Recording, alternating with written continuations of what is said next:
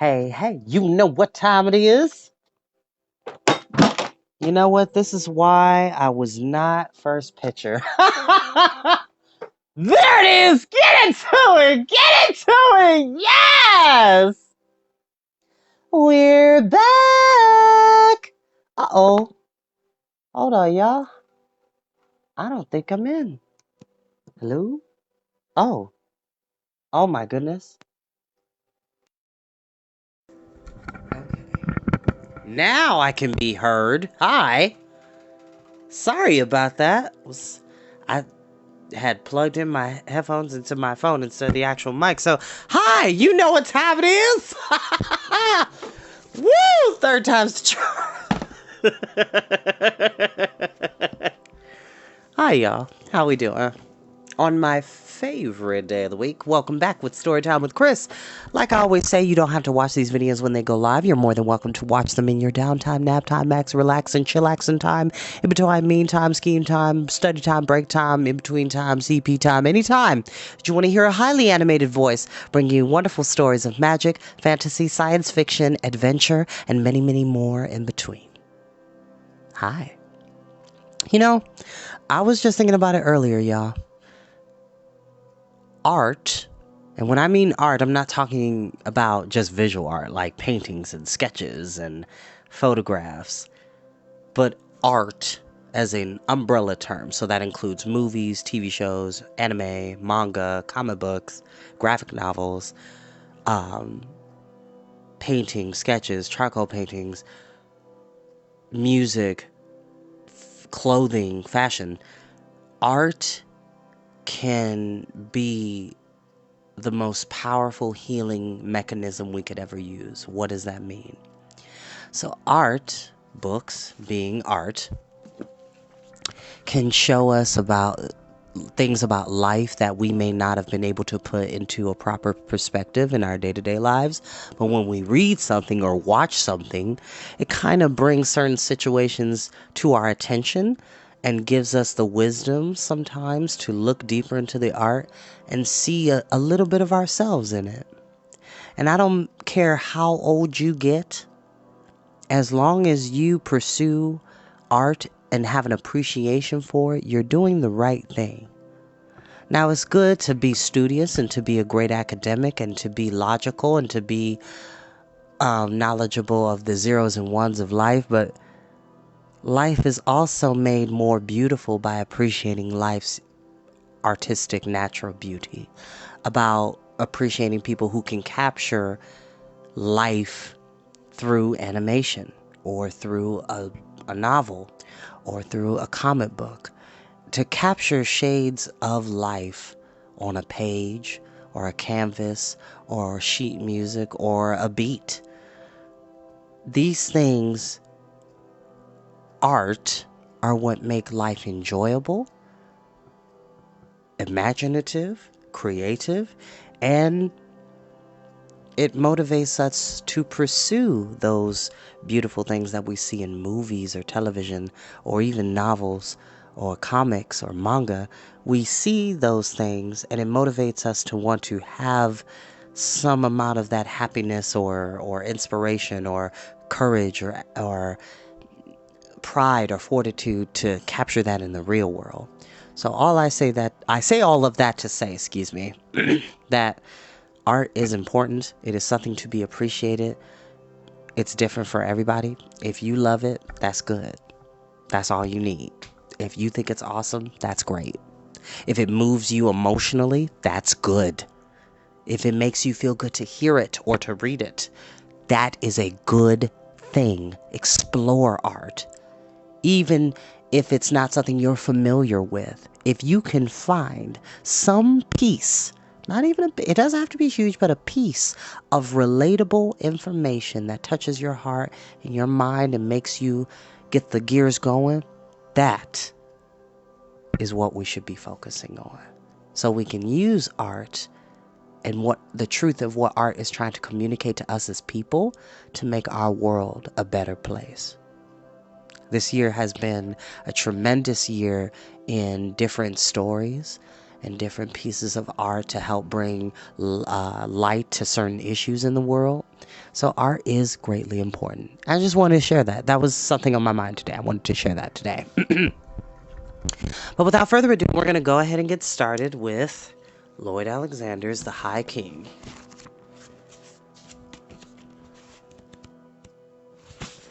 And a familiar character, last chapter, has re-entered into the scene by kind of being a bit suspicious with their activities. Poor Gwistle, trying to, get out of helping the heroes. But we'll see what happens.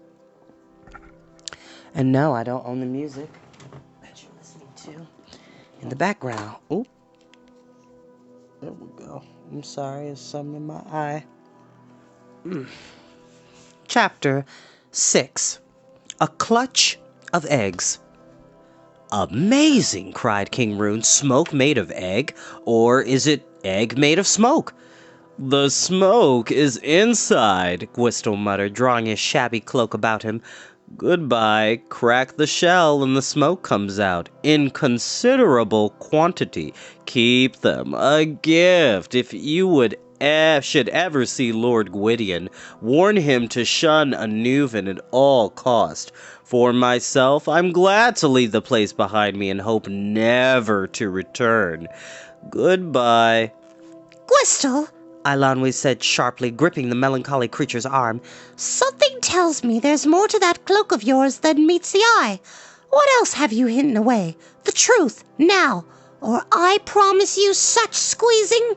Nothing, Gwistle choked. Despite the chill wind, he began perspiring heavily. His cobwebby hair hung limp and his brow dripped as if he had been caught in a downpour. Nothing, that is, but a few little personal things of my own, odds and ends, if they interest you, but by all means. Gwistle raised his arms and spread his cloak on either side, a gesture which made him resemble a long-nosed and dismal bat. He sighed and groaned, miserable, while the companions stared in surprise. Odd indeed, said Fluter, and great Beelern, there's no end of them. Neatly attached within the folds of the cloak hung a dozen cloth sacks, mesh bags, and carefully wrapped packets. Most of them seemed to contain clutches of eggs of the sort Fluter had narrowly avoided eating. Gwistle pulled off one of the mesh bags and handed it to Eilonwy. I say, exclaimed Rune, first eggs, now mushrooms? As far as the princess could see, the mesh bag held nothing more than a few large brown-speckled toadstools, but Gwistle waved his arms desperately and moaned, Beware, beware, break them and they'll singe your hair off. They make a handsome puff of flame, if you should ever need such a thing. Take them all, I'm well pleased to be rid of them. It is what we need, Eilonwy cried. Gwistle, forgive me for threatening to squeeze you. She turned to the bard, who was examining the sacks with an air of uneasiness. Yes, this will help us. Now if we can find a way into the castle. My dear princess, replied Fluter, a flam is dauntless, but I hardly think it practical, overcoming a stronghold with little more than eggs and mushrooms in our hands, even eggs and mushrooms of this particular sort. And yet, he hesitated, then snapped his fingers. Great Beelern, we might pull it off with that. Wait, I'm beginning to see the possibilities. Gwistle, meantime, had unfastened the remaining packets from his voluminous cloak.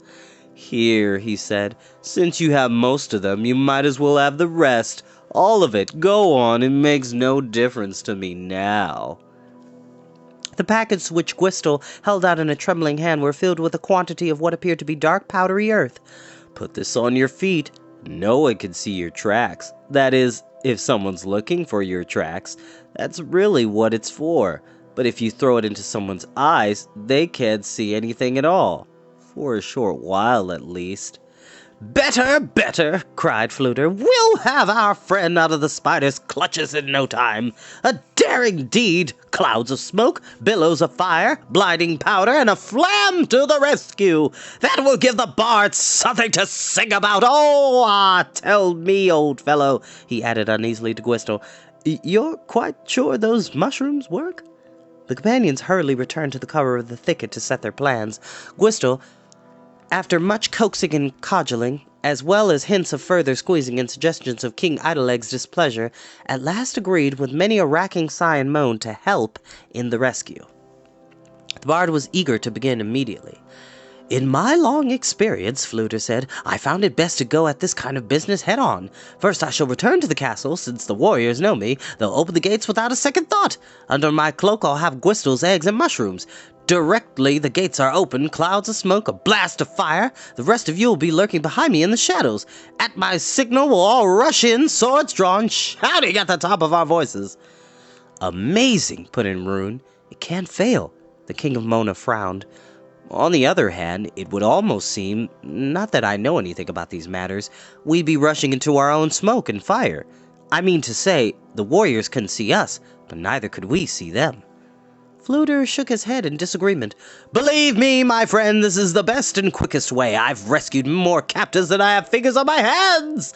The harp tensed and shuddered, and a number of strings, which would have given away had not Fluter added in the same breath, "Planned to rescue, that is. I've never, in strict point of fact, actually done so." Rune is right, Eilonwy declared. "It would be worse than stumbling over your own feet. Besides, we'd be risking everything in one go. No, we must have a better plan than that." King Rune beamed, surprised and delighted that his words had found agreement. He blinked his pale blue eyes, grinned shyly, and ventured to raise his voice once more. "I suddenly think of the seawall I've been rebuilding," he began in some hesitation. "I mean, starting it from both ends. Unfortunately, it didn't turn out quite as I had hoped, but the idea was a good one. Now, if we might try the same kind of thing, not building a wall, of course, I mean going at Caer Cadarn from different ways." Fluter shrugged, not a little crestfallen that his own suggestion had been dismissed, but Eilonwy nodded. "Yes, it's the only sensible thing." Glue snorted. "The only sensible thing is to get an army behind you. When I was a giant, I'd have been willing to help you, but I mean to have no part in this scheme." The little man was about to say more, but a glance from the bard silenced him. "Never fear," said Fluter. "You and I will be together at every moment. You'll be in good hands."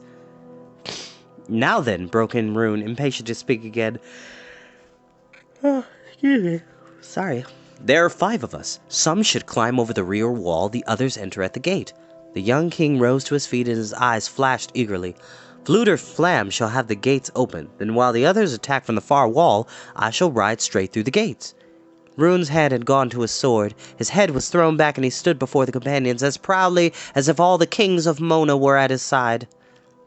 He spoke on firmly and clearly, with such joyful enthusiasm that Eilonwy had no heart to stop him. But at last she interrupted him. "Rune, I'm sorry," Eilonwy said, and I think Fluter will agree with me. You will serve better if you stay out of the actual fighting, unless it's absolutely necessary. That way you'll be on hand when you're needed, but it won't be quite so dangerous for you." Rune's face clouded with disappointment and dismay. "But I say—" "You're not a prince anymore," Eilonwy added before Rune could continue his protest. "You're king of Mona. Your life isn't altogether your own, don't you see? You have a whole realm of people to think of, and we shan't let you take any more risks than you have to. You'll be in far too much danger as it is." "If Queen Teleria could have guessed the way things would have turned out," Eilonwy added, "you wouldn't have sailed to Caer Dallben in the first place." "I don't see what my mother has to do with anything," cried Rune. "I'm sure my father would have wanted—" "Your father understood what it means to be a king," Eilonwy said gently. "You must learn as well as he did." "Taran of Caer Dallben saved my life on Mona," Rune said urgently. "I am in his debt, and it is a debt that I alone can pay." "You owe another kind of debt to the fisher folk of Mona," Eilonwy replied, "and theirs is the greater claim." Rune turned away and sat dejectedly on a hummock, his sword trailing at his side. Fluter gave him an encouraging clap on the shoulder. "Don't despair," said the bard. "If our friend Gwistle's eggs and mushrooms fail, you'll have more than your share of trouble, so will we all." It was nearly dawn, and bitter cold when the little band left the concealment of the thicket and moved stealthily toward the lightless castle. Each carried a share of Gwistle's mushrooms and eggs, and a packet of his black loamy powder. Making a wide circle, they now approached Caer Cadarn from its darkest, most shadowed side. Remember the plan, Fluter warned under his breath. It must go exactly as we said it. When we're all in position, Gwisto is to pop open one of those famous mushrooms of his. The fire should draw the guards to the rear of the courtyard. That will be your signal, he said to Eilonwy and Rune. Then, and not before, mind you, be ready to force the gates open as soon as possible, for I imagine she'll be rather in a hurry to get out. At the same time, I'll free Smoit's men locked up in the guard room. They may help you if you need them, while I make my way to the larder and loose our friends. We must hope that villainous spider hasn't already taken them away somewhere. If he has, well, we shall have to make new plans on the spot.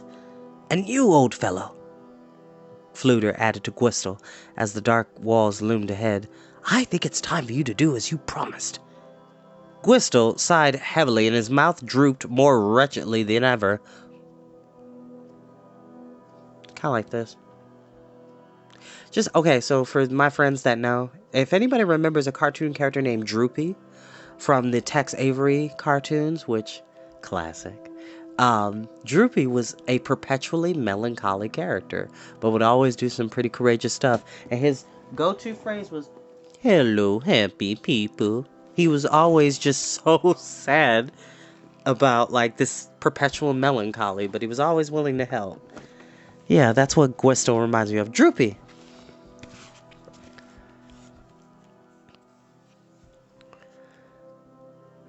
Gwistle sighed heavily and his mouth drooped more wretchedly than ever.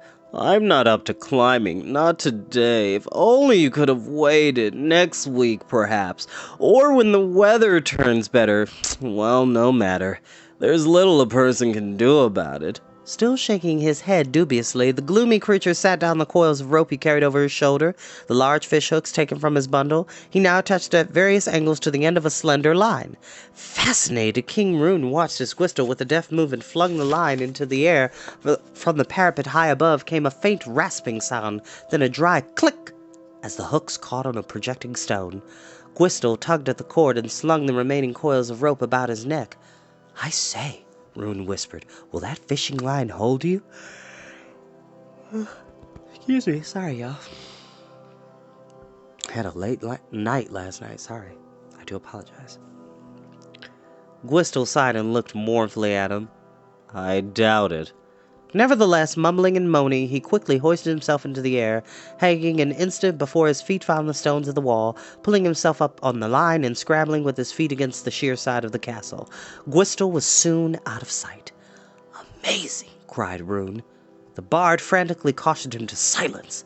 A moment later, the fishing line was hauled up and the end of one of the heavier ropes came swinging down. The bard lifted Glue, who was protesting as loudly as he dared, and boosted him onto the dangling cord. Up you go, Fluter muttered. I'll be right behind you. Rune followed as the bard and the former giant disappeared into the shadows. Eilonwy seized the rope and felt herself rapidly drawn aloft. She swung herself over the parapet and dropped to a projecting ledge. Gwistle had already scuttled toward the rear of the castle. Fluter and Glue slid onto the darkness below. King Rune grinned at Eilonwy and crouched against the cold stones. The moon was down. The sky had turned black. Amid the shadows of the silent buildings, the stables of the log-dark mass which Eilonwy guessed to be Smoit's great hall, the low flames of a watch-fire gleamed. Farther along the parapet, in the direction of the gates, the figures of the guards stood motionless, drowsing. I say, it's dark enough, Rune whispered cheerfully. We shan't need Gwistle's powder at this rate. I can hardly see as it is. Eilonwy turned her eyes in the direction Gwistle had taken, waiting from one endless moment to the next for the signal. Rune was tense, ready to fling himself down the rope. A shout rang from the courtyard. At the same instant, a cloud of crimson flame burst in the shadows of the great hall. Eilonwy jumped to her feet. Something's amiss, she cried. Fluter attacks too soon. It was only then that she saw a burst of fire at the far end of the castle. More shouts of alarm rose above the clatter of racing footprints, but the warriors Eilonwy saw with sinking heart ran not to Gwistle's false attack, but to the great hall. The courtyard seethed with shadows. Torches sprang to light. Quickly, Eilonwy shouted. The gates! Eilonwy swung from the ledge. Rune was Rune swung from the ledge. Eilonwy was about to follow him when she glimpsed a bowman at one of the guard posts on the wall. He raced toward her, then halted to take aim. Hastily, Eilonwy drew a mushroom from her cloak and flung it at the warrior. It fell short and split against the stones. Fire spurted, blinding her. The flames leaped in a roaring, searing cloud. The bowman shouted in terror and staggered back. His arrow whistled past her head. The girl seized the rope and dropped into the courtyard below. And that is where we will end for today.